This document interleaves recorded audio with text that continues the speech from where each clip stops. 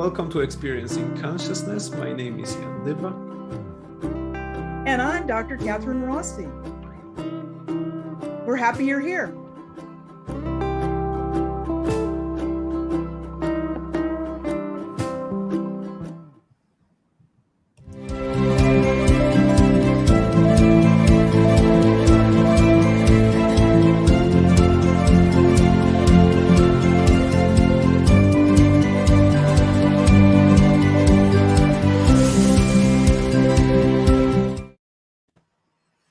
Okay, so I think we're in.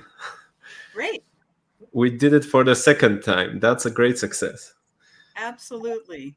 Okay, so basically, we are first of all, we're waiting for any questions that you may have, all the people that are watching us. But we're gonna start with two that were asked before, prior to today's live event. One is actually one question was if hypnosis can help me with the grief process when someone dies, when someone passes away. Can hypnosis actually help me deal with that? That's the one. And then the other question is, it's asked, by someone else. That's the question about what about the dependence of a client on a therapist when it comes to hypnosis and such a strong bond and contact, because since hypnosis goes very deeply into the realms of unconscious, or very deeply into our own personality or experiencing, then it also creates a bond. And what about dependence of the patient on therapist and their own like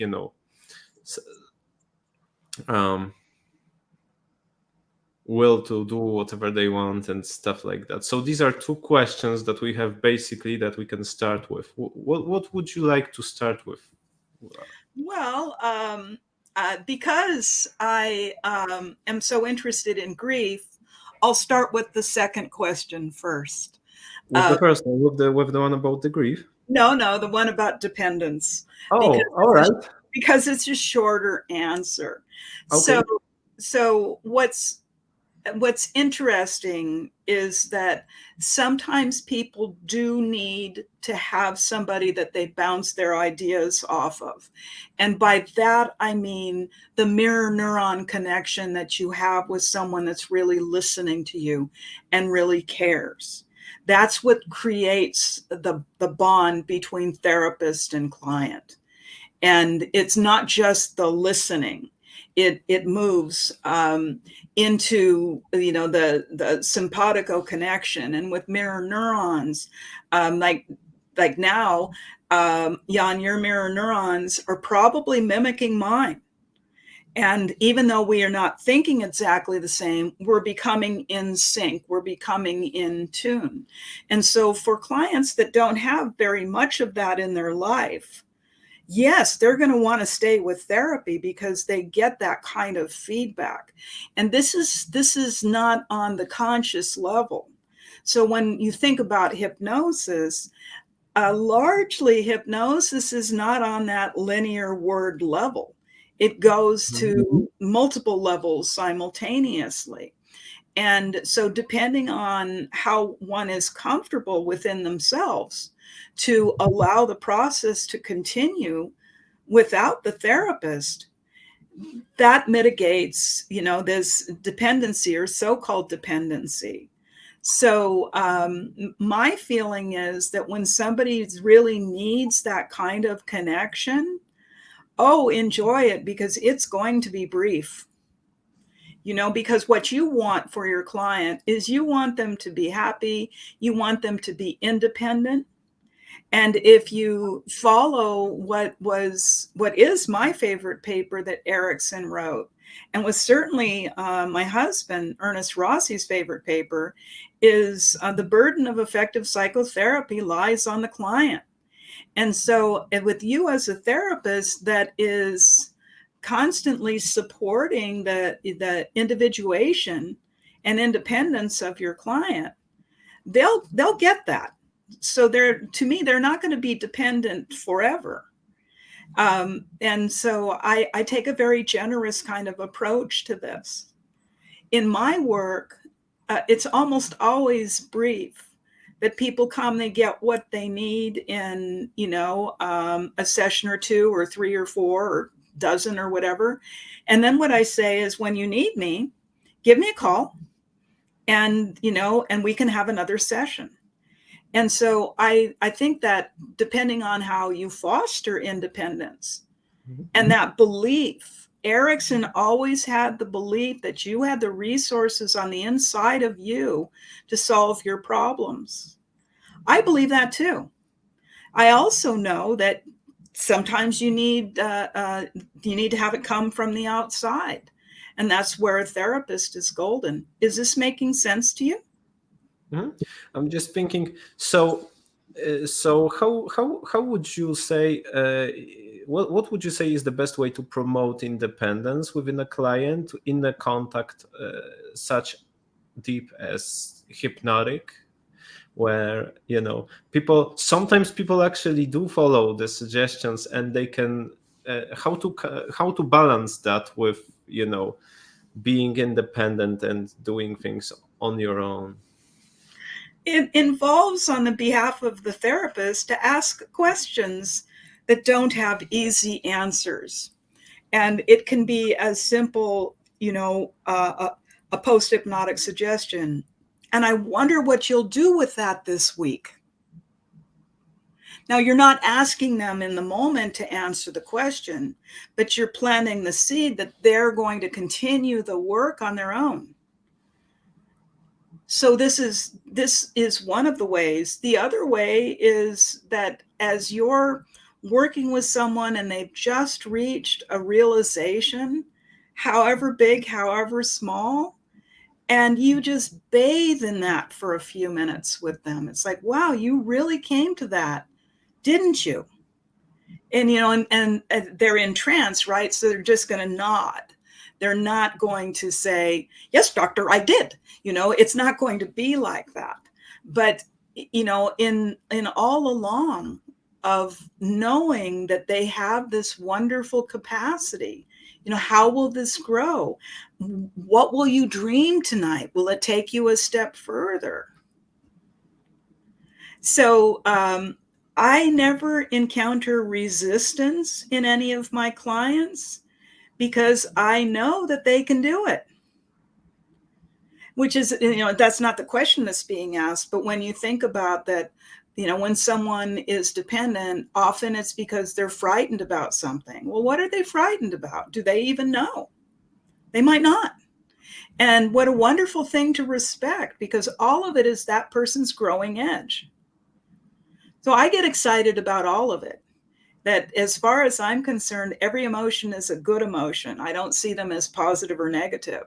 I see them as communications to help move people to a new place that hopefully has more comfort. And what follows is another question that I have. How do you actually, or how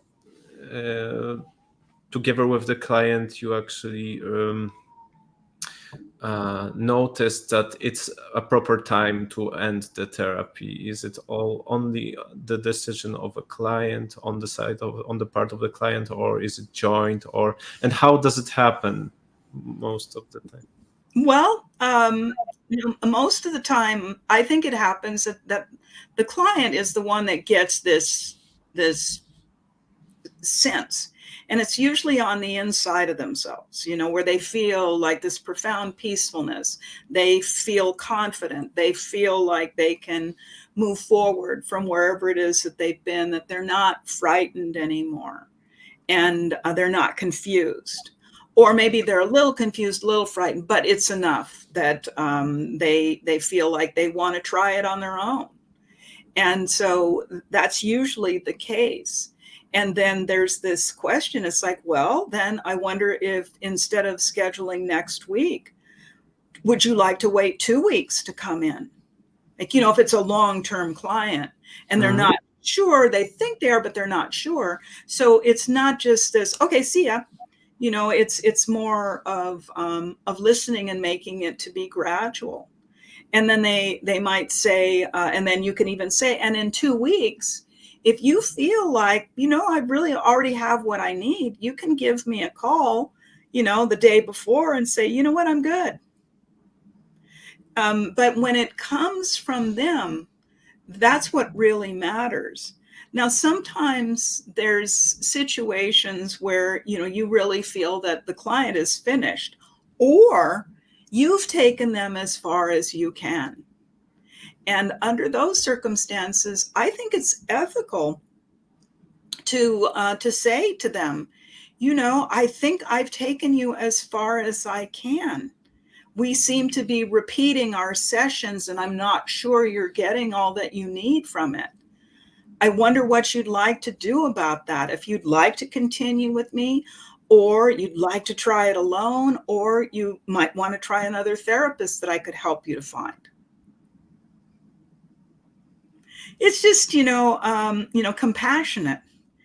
And, but if a person is repeating themselves of the same thing, and I'm not watching them grow, it's like, well, it happens so rarely, but I've been at this for a lot of years.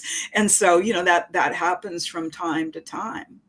And that's exactly how I've dealt with it. And to say also, you can come back. I'm not telling you, to go. But what I'm saying is, I think that it's time for you to open up to new horizons. And then they make up their mind. Mm-hmm. Yeah, when you say that, I went through my experience, and whenever it happens in my practice, and I ask those questions, and I highlight that, and exactly say the things that you said. Most of the times, I would say always, something good comes out of it. Mm-hmm. There's an insight, a meaningful conversation, and either we set some new goals or we come to the conclusion that that's it for now, or most of the time some progress occurs with that. Well, and I had the experience in when I got into graduate school. I don't know if this is still true in these days, but it was really required to go to psychotherapy, is to make sure, uncover everything. So there were some things to uncover, and that had been forgotten by me. It's like really important traumas. What they are is not important today. And so the uncovering happened, and my therapist said, "Okay, you're done. You've uncovered it." And I looked at her and I said, "I don't feel done." And she said, "Oh, no, you're done. You're done." What happened? And she stopped the therapy. So this is like a very interesting subject to me. And I wasn't done. It wasn't integrated, Jan. I had all the pieces, but it wasn't integrated. And I had to do that on my own. And I'll tell you what, if she would have seen me 2 or 3 more times, it would have been integrated then. And so I'm very sensitive to this issue of the most important thing we do as therapists is to listen. That's the most important thing that we do, is to listen with sensitivity. Now I understand the 4-stage creative process. And she stopped as soon as we got to the aha. And she said, "That's it, you're done."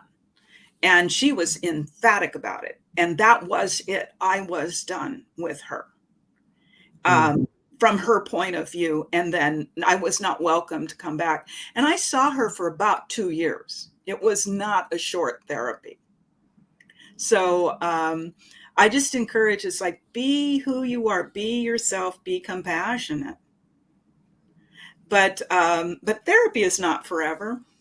It's just not forever. And independence and freedom is a wonderful thing. This was another episode of our Experiencing Consciousness podcast. Thank you for being with us. Thank you, Jan. You're the best. Be well, be happy, celebrate life.